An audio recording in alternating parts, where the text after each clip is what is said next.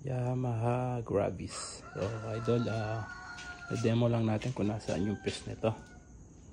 So open lang natin yung seat.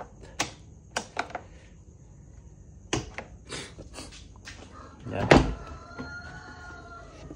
Then nandito lang naman, so mag-open tayo ng ilaw.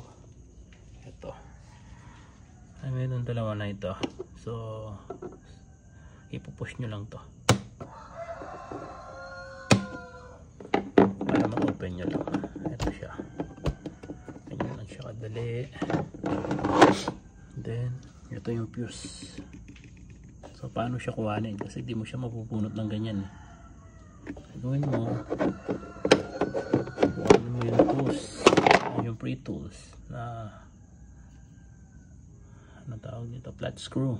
Then ano mo yung dulo na yun, sungkitin mo lang siya. Then punot yun. Pag open mo naman siya, ito bali ipupush mo lang yun. Yun, yan yung buong fuse ng Yamaha Gravis. Thank you.